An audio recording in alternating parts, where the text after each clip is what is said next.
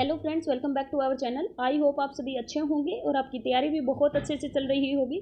आपको पता ही है जैसे कि हम रोज़ के 10 क्वेश्चन करते हैं और ये अपनी प्रैक्टिस सीरीज चली हुई है DSSB TGT मैथ्स के लिए।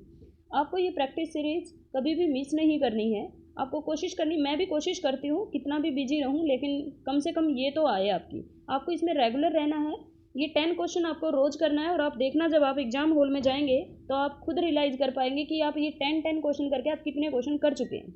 हम ये CUET की जो बुक है एंट्रेंस की, MSc एंट्रेंस के लिए जो बुक है सूरज सिंह और रश्मि गुप्ता वाली है, लेकिन रश्मि गुप्ता की नहीं है, सिर्फ सूरज सिंह की है। ठीक है, ये वाली बुक बहुत जल्द ही सोल्व कर देंगे। और ये BHU और अभी मैं BHU DU और IIT जैम में आए हुए प्रीवियस ईयर क्वेश्चन करवा रही हूँ और सिर्फ वही क्वेश्चन करवा रही हूँ जो आप एग्जाम हॉल में भी सोल्व कर सके। जो बड़े क्वेश्चन है वो छुड़वा रही हूँ बीच में। ठीक है भाई, चलो फिर करें start.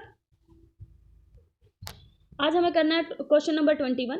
Consider the following statement. एक भाई कल क्लास आई थी, आपने देख ही ली होगी शायद, जो उसमें मैं मीट्रिक स्पेस से स्टार्ट कर रही हूँ। अपने जो सिलेबस रहता था वहाँ से स्टार्ट करेंगे और अब वो क्लास रेगुलर रहेगी, कोशिश करूँगी रेगुलर ही रहे। तो मीट्रिक स्पेस जो है अपना मैं कंप्लीट करवाऊँगी और उसके बाद हम कोई दूसरी बुक अपनी स्टार्ट करेंगे। 4 बुक पहले हो चुकी है, ये 5th बुक चल रही है। मुझे 13 की 13 बुक मैं कंप्लीट करवाऊँगी, आपको ट्रस्ट रखना है। वो मैं इस वजह से थोड़ा स्लो करवा रही हूँ अभी, क्योंकि एग्जाम में अभी टाइम है। ठीक है, चलो ये दे रखा है, कौन सी स्टेटमेंट ट्रू है आपको ये बताना है। Consider the following statement. Every Euclidean domain, देखो भाई यूक्लिडियन डोमेन, PID और यूनिक फैक्टराइजेशन डोमेन, इनका क्या होता है अपने पास। कोई भी अगर यूक्लिडियन डोमेन होती है तो वो PID पक्का होगी, और PID है तो यूनिक फैक्टराइजेशन डोमेन होगी, और unique factorization domain integral domain होती है। अगर कोई इंटीग्रल डोमेन ही नहीं है तो वो UFD भी नहीं होगी, PID भी नहीं होगी और ED भी नहीं होगी। और अगर कोई फील्ड है तो वो यूक्लिडियन डोमेन होगी, यूक्लिडियन डोमेन है PID होगी, PID है UFD होगी, UFD है तो ID होगी। ये रिजल्ट बना के लिख लो आप लोग। ठीक है, अब दो इस क्वेश्चन का जवाब। इसमें दे रखा every Euclidean domain is PID, बिल्कुल सही है। Every PID is a unique factorization domain, बिल्कुल सही है। Every unique factorization domain Euclidean domain होगी, नहीं ये गलत है क्योंकि कन्वर्स ट्रू नहीं है। 1 और 2 इसके करेक्ट है, ऑप्शन नंबर A इसका करेक्ट हो जाएगा। नेक्स्ट है क्वेश्चन नंबर 22। आइडियल दे रखा है this, which of the following is true. I is, अच्छा मैक्सिमल आइडियल और प्राइम आइडियल की बात कर रहा है। देखो भाई, अगर कोई आपके पास यहाँ पे f ऑफ x है और यहाँ पे आपके पास कोई भी पोलिनोमियल है, अगर ये पोलिनोमियल इसके अंदर इरिड्यूसिबल है, अगर ये फील्ड है तो तुम्हारे पास ये जो बनेगी ये मैक्सिमल आइडियल होगा इसका। ठीक है, और अगर ये अपने पास है integral domain but not field, ये फील्ड नहीं है लेकिन इंटीग्रल डोमेन है, तो आप क्या कहोगे कि ये अपने पास प्राइम आइडियल बनेगा। और अगर ये अपने पास इरिड्यूसिबल ही नहीं है तो नथिंग कैन बी सेड। ठीक है भाई, तो देखो x² + 1 इरिड्यूसिबल है। इसमें इरिड्यूसिबल का मतलब होता है उस रिंग के अंदर, ये रिंग होती है, कैसी होती है, यूक्लिडियन रिंग होती है अपने, सॉरी इंटीग्रल, ये अपने पास क्या होता है, यूक्लिडियन रिंग होती है, लेकिन ये फील्ड नहीं होती। ये अपने पास क्या नहीं होती, फील्ड नहीं होती। तो फील्ड नहीं होती, जो भी अगर इसमें इरिड्यूसिबल होगा तो वो कैसा होगा, प्राइम आइडियल होगा बट नॉट मैक्सिमल आइडियल। अगर फील्ड होता तो अगर ये इरिड्यूसिबल हो जाती, अब ये देखना आपको, क्या ये इरिड्यूसिबल होती, इरिड्यूसिबल का मतलब होता है रिड्यूस नहीं होती, फैक्टराइज नहीं होती। जैसे यहीं पे होता है x² - 1, ये अपने पास ऐसे फैक्टराइज हो जाती x - 1 x + 1, तो ये अपने पास हो जाती है रिड्यूसिबल, मतलब रिड्यूस हो गया, मतलब फैक्टराइज होगी। यहाँ पे ये फैक्टराइज नहीं होगी, क्योंकि अगर फैक्टराइज करोगे तो कैसे होगी, x - i x + i, लेकिन i z के अंदर बिलोंग नहीं करता, यहाँ पे 1 और -1 z में बिलोंग करता है, इसलिए ये क्या हो जाती, फैक्टराइज हो जाती। ये अपने पास फैक्टराइज नहीं हो रही। x² + 1 क्या होगी, z के अंदर क्या है, इरिड्यूसिबल। अगर इसी को ये कह दिया जाए कि रियल में क्या होगी, इरिड्यूसिबल। अगर ये कह दिया जाए कि कॉम्प्लेक्स में क्या होगी तो रिड्यूसिबल हो जाएगी कॉम्प्लेक्स में। अगर यहाँ पे कॉम्प्लेक्स में तो ये रिड्यूसिबल हो जाती। अब ये मैक्सिमल आइडियल नहीं बनेगा क्योंकि ZX क्या है अपने पास, फील्ड नहीं है, तो ये क्या बनेगा, प्राइम आइडियल बनेगा। आई इज मैक्सिमल आइडियल नहीं, I is prime ideal but not maximal, ये करेक्ट है। नाइदर प्राइम गलत, बोथ प्राइम और मैक्सिमल गलत। तो ऑप्शन नंबर अपने पास B इसका क्या हो जाएगा, करेक्ट हो जाएगा। नेक्स्ट हमें निकालना है 23 में कि लास्ट टू डिजिट का मतलब होता है आपको डिवाइड करना है 100 से। क्या निकालना, मतलब कोई भी अपने पास है, जैसे इसमें 9 की पावर 9, तुम्हें बताना है कि इसका रिमाइंडर क्या आएगा मोड 100 पे, ये तुम्हें बताना है।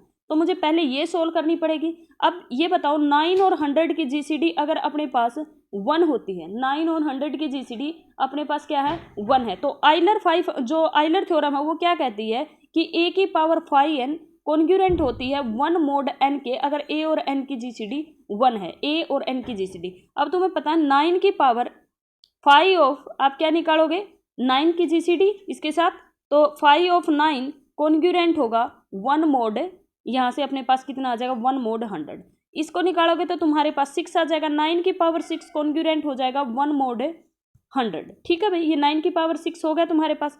अब इसको तुम्हें पहले 9 की पावर 9 को सोल्व करना है और फिर उसकी पावर 9 करना है। अब 9 की पावर 6 तुम्हारे पास ये हो गया।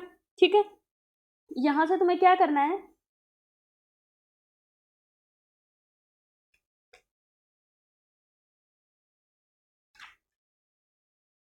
देखो भाई क्या करना है तुम्हें, यहाँ से 9 की पावर अब 9 की पावर अपने पास कितनी होगी 6, 9 की पावर 6 कितनी आई है 1 mod 100।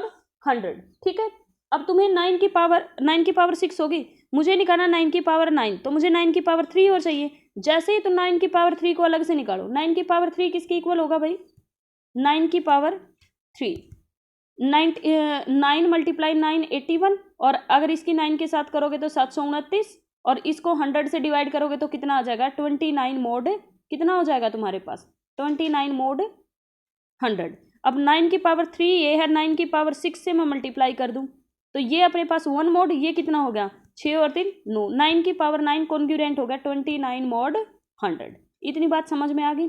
अब तुम्हें ये 9 की पावर 9 तुम्हारे पास आ गया, लेकिन निकालना है 9 की पावर दिस। ठीक है, इसको सोल्व करना है, तो इसका मतलब इसको सोल्व करना है क्या 9 की पावर 29 को, क्योंकि दोनों साइड 9 की पावर करोगे तो mod 100 पे बताना है कितना होगा। ये तुम सोल्व करोगे तो 89 mod 100 आ जाएगा भाई। ये कैसे करोगे, 9 की पावर 29 है, वही 9 की पावर 6 तो अभी निकाला है ना तुमने 1, फिर चाहिए 29, तो इसका 9 की पावर 6 9 की पावर 6 9 की पावर 6 9 की पावर 6 ऐसे करोगे तो तुम्हारे पास फिर एक अपने पास मैक्सिमम आ जाएगा, तो 89 बच जाएगा जब डिवाइड बाय 100 करोगे। ठीक है भाई, नेक्स्ट अपने पास दे रखा है, देखना क्वेश्चन नंबर 24। जी अगर कोई ग्रुप है 2 क्रॉस 2 का, जी एक ग्रुप है 2 क्रॉस 2 की मैट्रिक्स दे रखी है अंडर एडिशन एंड मल्टीप्लिकेशन, और कैसी मैट्रिक्स दे रखी है AD माइनस BC क्या है इसका डेटर्मिनेंट, यानी कि अपने पास इन्वर्टिबल मैट्रिक्स दे रखी है। ठीक है भाई, मोडुलो 3 में इन्वर्टिबल मैट्रिक्स दे रखी है जिनका डेटर्मिनेंट नॉट इक्वल टू, क्या मैं ये कह सकती हूँ ये गैलोइज ग्रुप दे रखा है, क्योंकि उसके अंदर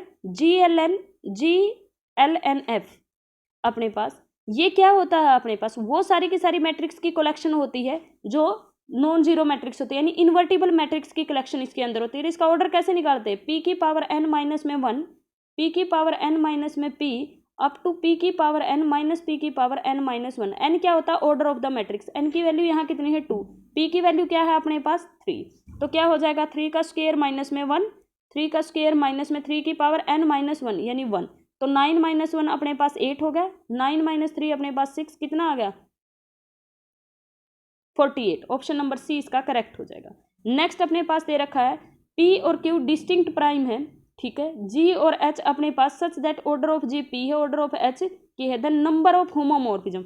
G से H पे बताना है भाई, इसका ऑर्डर P है इसका Q है। मैंने क्या बताया था, जब भी अपने पास प्राइम दे रखा तो इनकी GCD कुछ भी दे रखा नंबर, होमोमॉर्फिज्म इनकी GCD होती है वो कितना आएगा P और Q, जैसे 2 और 3 है डिस्टिंक्ट प्राइम है तो इनकी GCD हमेशा 1 आएगी, तो एक ही होमोमॉर्फिज्म हो सकती है जो ट्रिवियल होमोमॉर्फिज्म हो। ये अपने पास रिजल्ट है भाई, इसको अपनी कॉपी में लिख लो। जी अगर कोई नॉन एबिलियन ग्रुप है और उसका ऑर्डर P की क्यूब दे रखा है तो उसके सेंटर में कितने एलिमेंट होंगे, ग्रुप अगर नॉन एबिलियन ग्रुप का ऑर्डर P की क्यूब है तो उसके सेंटर में एग्जैक्टली P एलिमेंट होते हैं, लेकिन ये तभी होता है जब ग्रुप नॉन एबिलियन हो। ध्यान रखना, एबिलियन होगा तो सारा का सारा P की क्यूब आ जाएंगे सेंटर में, लेकिन यहाँ नॉन एबिलियन दिया तो सेंटर में एग्जैक्टली P एलिमेंट आएंगे। नेक्स्ट अपने पास क्वेश्चन नंबर 27 है। जी अपने पास कोई साइक्लिक ग्रुप है, G has element of infinite order, ये इनफाइनाइट दे रखा है। जी के पास इनफाइनाइट ऑर्डर का एलिमेंट है, then number of element of finite order कितने होंगे। ठीक है भाई, जी के अंदर अगर इनफाइनाइट ऑर्डर का कोई एलिमेंट है तो उसमें इनफाइनाइट नंबर ऑफ एलिमेंट होंगे फाइनाइट ऑर्डर के, और इनफाइनाइट ऑर्डर ऑफ एलिमेंट होंगे फाइनाइट ऑर्डर के। ठीक है, तो कितने होंगे इनफाइनाइट। नेक्स्ट अपने पास है the smallest subring of Q containing 2/3। भाई कोई भी अगर सबरिंग बनाएगी क्यू की और वो कंटेन करेगी 2/3 को, तो इंटीग्रल मल्टीपल जरूर होंगे उसके अंदर 2/3 के। तो ऑप्शन नंबर देख लो किसमें इंटीग्रल, इसमें इंटीग्रल मल्टीपल नहीं है, ये तो क्यू ही होगा। स्मॉलेस्ट पूछा, ये सबरिंग जरूर होगा लेकिन स्मॉलेस्ट पूछा हुआ, ये भी नहीं, ये भी नहीं। K belongs to natural number, A belongs to integer, ये जो बनेगा ये अपने पास क्या हो गए, इंटीग्रल मल्टीपल ऑफ 2/3 आएंगे, पोलिनोमियल बनेंगे, ऑप्शन नंबर डी बनेगा। नेक्स्ट है क्वेश्चन नंबर 29 में ये कहता है कि अपने पास के एक सब ग्रुप है, कोई भी कितने भी ऑर्डर का हो सकता है। एच अपने पास only subgroup of order M, H का ऑर्डर दे रखा कि ये अपने पास एम ऑर्डर का है, के बस ये पता है कि सब ग्रुप है, जी का ऑर्डर नहीं पता। तो then which of the following is not true. H अपने पास नॉर्मल सब ग्रुप होगा, जी का बिल्कुल होगा। H is equal to N H होगा, इज ए नॉर्मलाइजर, क्योंकि वो बनता ही नॉर्मलाइजर है, तो नॉर्मल सब ग्रुप भी होगा, नॉर्मलाइजर भी होगा। और अगर नॉर्मलाइजर है तो अपने पास कॉम्यूटेटिव प्रॉपर्टी को भी होल्ड करेगा। लेकिन ये कोई जरूरी नहीं है कि प्रोडक्ट सब ग्रुप होगी, क्योंकि हमें के बारे में दे ही नहीं रखा कि वो फाइनाइट ऑर्डर का है या इनफाइनाइट ऑर्डर का। तो डी ऑप्शन इसका करेक्ट हो जाएगा, नोट ट्रू पूछा तो यही आएगा। नेक्स्ट और आज का लास्ट क्वेश्चन रहेगा 30th क्वेश्चन। टू आइडियल दे रखे आई और जी, जो कम्यूटेटिव रिंग है, रिंग कैसी है, कम्यूटेटिव, आई और जी सच दैट कि वे सारी की सारी रिंग जिसमें आर आई कंटेन कर जाए जी के अंदर। तो अपने पास पूछ रहा है कौन सा करेक्ट होगा, 8Z और 12Z में। देखो भाई 8Z और 12Z की बात आ रखी है, तो जो अपने पास 12Z होता उसके अंदर 12 के मल्टीपल आएंगे सारे के सारे, 8Z और 12Z, यानी कि 8Z बाय में 12Z, ठीक है। तो ये होगा 2Z बाय में 3Z, तो ये किस में कंटेन कर जाएगी, 3Z में। तो ऑप्शन नंबर डी इसका करेक्ट होगा। ऐसे इसको कैंसिल कर लिया करो, किसके अंदर कंटेन, ये सब ग्रुप है ना, 3Z के अंदर 12 के मल्टीपल भी आएंगे, 24 के मल्टीपल भी आएंगे, सारे आएंगे, तो 3Z के अंदर हो जाएगा ऑप्शन नंबर।